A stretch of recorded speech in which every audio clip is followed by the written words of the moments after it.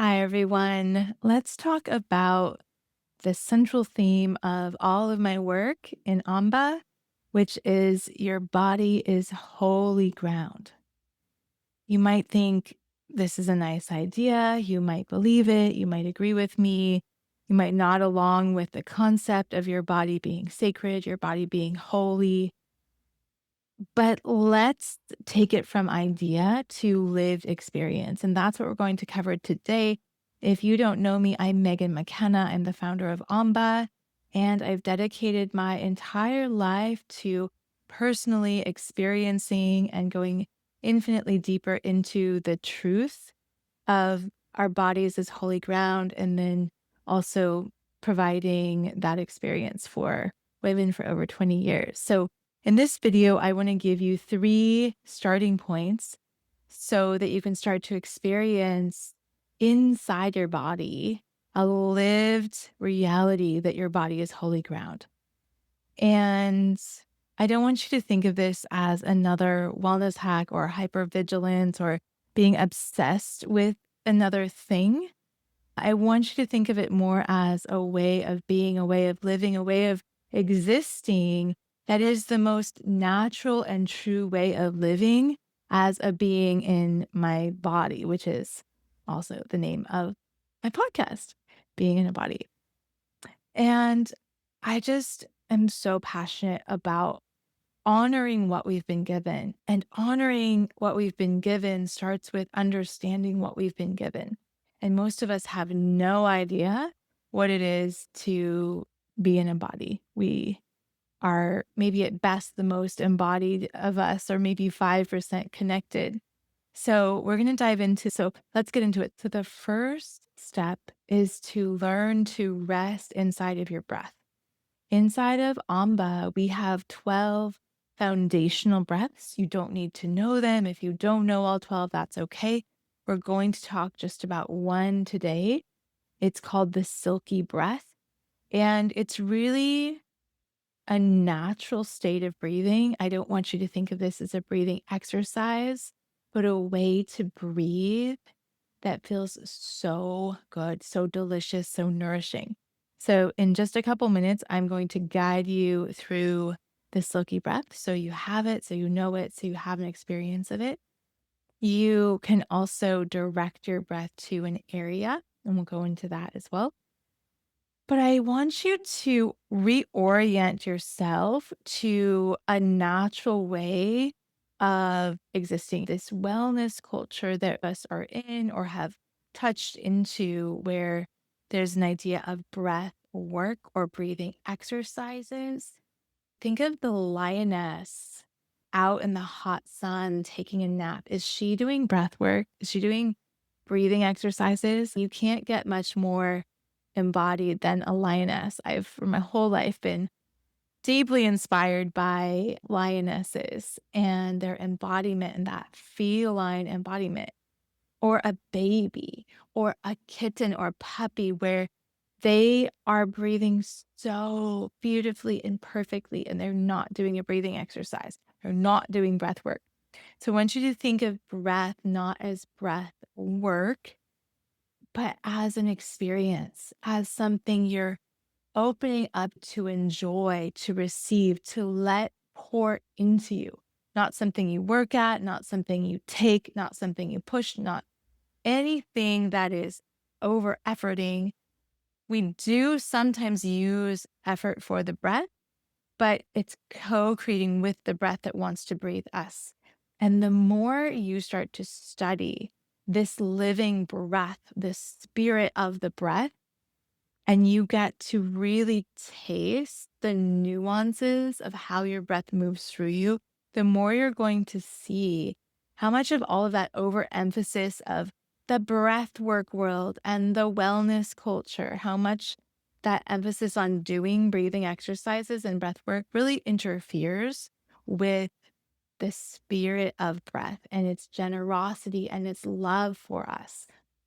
It's essentially God loving us. In scripture, in Genesis, God life into Adam. And breath and life are not taken, they're not created, generated from inside of us. We're not working to get life, to get breathed. It's something we receive. It's something we receive. It's a gift we receive. And so breath is also in the larger scope of breath. Again, when we go out of the way of doing breath, like breathing exercises, and we open up to the great mystery of breath is a trailhead toward theosis, toward that oneness with the love that's chasing all of us. And so it's just so beautiful when you start to touch into that terrain and move out of breathing exercises. It's also honoring the intelligence of breath, and breath has an intelligence and a refinement and a poetry that you will never be able to tap into if we are doing breathing exercises. It just dumbs the intelligence of the great mystery, breathing us down to inhale, exhale for X amount of counts, which is really heartbreaking if you think about it. And I'm not saying people shouldn't do that. I think that's a great start if someone's extremely disconnected from their body. But if you're here watching this and you're in my world, I'm guessing you're already somewhat connected to your body. You may even teach people movements. So let's talk about the silky breath. The silky breath is just as it sounds. It's silky and smooth. And again, it's not an exercise, it's an experience. So right now, I want you to feel your breath. I'll do this together. And the silky breath is long. You could give yourself a month to exhale. Luxuriate in your breath. Take your time, stretch it out. I don't think anyone makes taffy anymore, but make taffy with your breath. Take your time. It is soft, is delicious, is delightful. And play with your breath, feeling like the softest velvet and delighting in your breath. Now, if your body feels crunchy, that might be hard, but you can also direct your breath to areas where your body feels tight. So sometimes I'll pour my breath into my pelvis, into my lower back, into the back of the heart. You can also do that. So that's the first step, is breathing in a way that feels really good to you.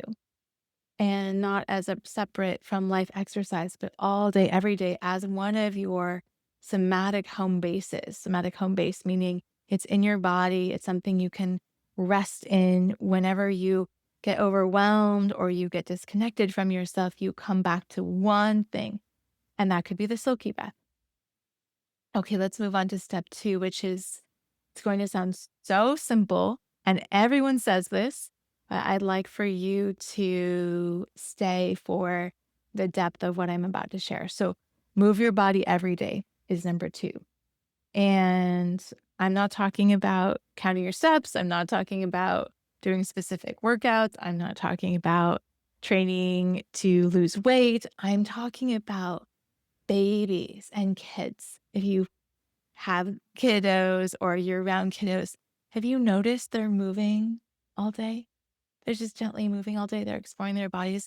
Movement is so native to the body, and it is such a core part of our well-being. Again, not from this place of you should do it so you can look a certain way, and also not from a place of fear to prevent disease.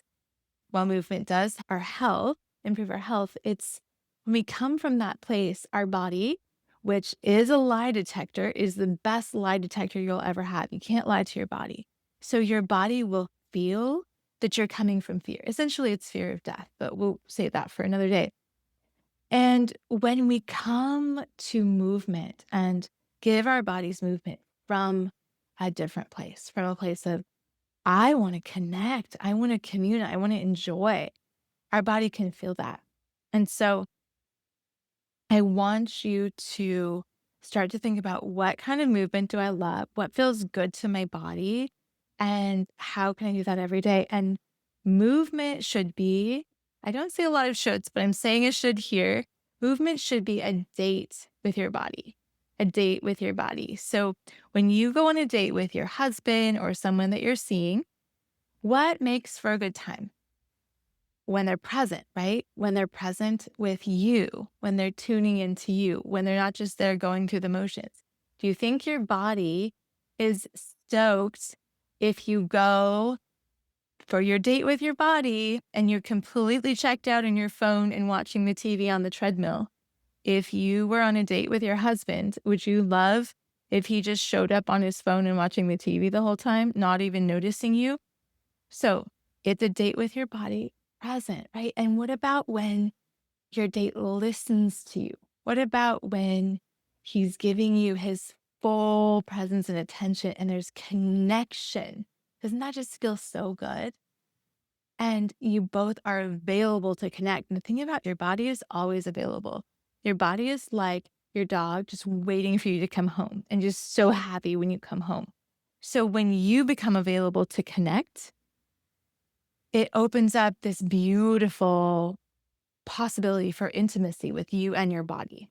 Okay. So you're considering each other on a date too, right? It's not obligatory. Nobody wants to feel like the person they're on that date with is pressured into being there. So you want to be there with your body. That's how it's fun. And of course, a good date should be really fun. And a good movement date with your body, AKA exercise, whatever you want to call it, should be fun. So find movement you enjoy. Doesn't have to be formal. It could be something formal. I personally love to lift weights. I love to feel strong. I love the intelligence of muscle tissue. And I like to have more muscle tissue than adipose tissue because it feels so good and in my body. So you can lift weights, but you could also go dancing or swimming or hiking or walking or Pilates. Just do movement every day, not as a pressure, but do you drink water every day? Do you go out and feel the sunshine on your skin every day? These are basic things. It's just restoring what's natural and true. And you want it to feel delicious. I'm going to make another video very soon on how to make your movement, your workout delicious. But for now, just hold that intention.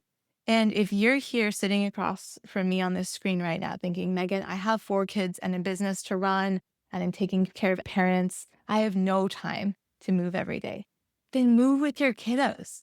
There is always space. I have a really good friend right now who's in Tokyo, and she said the room is so small. It's like there's just a bed and then there's a door, the hotel room where she's staying. And she did a whole movement practice just in that space because she loves her body. She takes care of her body. If you have kids, put a trampoline in your living room. Y'all can take turns jumping. You could go to the park, take your kids and your dog to the park and go do jump squats or hang from the monkey bars. Play with your kids the way they play. Or you could have if I had a bunch of kids, I would love to have just a pre-dinner party, dance party every night with the whole family. Everyone can pick out a song and you can make this. If you have a family partner, you're the woman of the home, you're the matriarch, you get to create the culture. And movement can be play. It should bring you joy and it can be part of your integrated life. I have a bunch of stairs right now where I live, and sometimes I'll just run up and down the stairs and music, and it'll chase me up and down the stairs. So you don't want to just drag through a workout. You want to inhabit it. You want to feel like you are on a date with your body, like there's connection and enjoyment and intention. So that's step 2, move your body every day. Step 3 is start to notice how your body responds to everything you do. When you're talking to different people, when you're thinking different thoughts, start to tune in. I know it's super simple and basic, but I want you to feel your body more. Feel your body more. I'm going to walk you through how to do this. So say you have a pattern of watching TV late at night. You don't really want to do it. You don't have to cut that off yet. Just start to notice, how does my body feel? How does my body's breath feel and vitality feel? Do I feel yummy inside my body when I'm sitting there with the blue light, watching this past my bedtime? Getting sunshine in the morning, how does your body respond to that? To bright fluorescent lighting, to eating while scrolling on your phone versus eating with someone you love outdoors in a beautiful garden. Your body is your life partner. I mean, you might have a life partner, like you might be married, but your body is with you from first breath to your last exhale. And so you want to include her not just in doing yoga or your workout or when you're getting a massage, but all the time. Notice her, feel her, attune to what she's feeling. She's your partner. And just start to include her in your awareness. I'm not saying to be hyper vigilant about how your body feels. Again, think of a good date. If your husband or your partner is overly concerned and hovering about how you feel about every little thing, that would be an uncomfortable, awkward date, isn't it? But you want them to feel you. You want them to notice how you're responding, that you want them to feel like they're caring about you. And maybe they take you out to a restaurant that's really loud and overstimulating, and they notice that you're overstimulated. And so the next time they take you out, it's going to be a better restaurant for you. That's what you're doing with your body because we've cut off from our bodies so much and we are cut off. All of us are. So we're all cut off to some degree because of the world we live in. And where we abandon our own needs and have patterns around that self-abandonment pattern, we've also cut off from our bodies. So this is also going to help you heal any place where you self-abandon and you know it, but you still do it, or you maybe don't notice it yet, and you will by simply tuning in. You eat blueberries. How do you feel? You go play with your dog in the park. How do you feel? Just noticing how your body responds. I'm not talking so much emotionally, that too, but I'm talking about just the state of your body. Is your body open and feel bright and light, or is your body feeling heavy or contracted or closed? So those are the three. Resting in your breath, right? Having your breath be your somatic home base and starting to really cultivate that. I call it like somatic theosis, where you are feeling that oneness every moment, not just when you're separately doing your practice, but your whole life becomes this space for you to experience connection. Number two, moving your body every day, getting energy, like you really want to partner with your body. And then number three, start noticing how your body's responding to everything, even the thoughts you're thinking, even what you're reading, if you read poetry or news, how that feels in your body. This is how you're going to start training yourself to treat your body like the holy ground. So it's not just this beautiful idea, oh, my body is holy ground, and then we go live something different, but it is becoming how you live moment by moment in the big ways and the little ways. And in the next video, I'm going to talk about the deliciousness, unlocking the innate deliciousness of your movement, of your body. It should be the foundation for all of our lives. And when we don't have that as a foundation, we're going to seek all kinds of things, food, wine, scrolling, shows, anything to try and get that from the outside. But we really need to get it from the inside. If you think you're going to do this, leave a comment. Tell me which one you're going to try and feel free to ask any questions. And I'll see you next time. Aloha.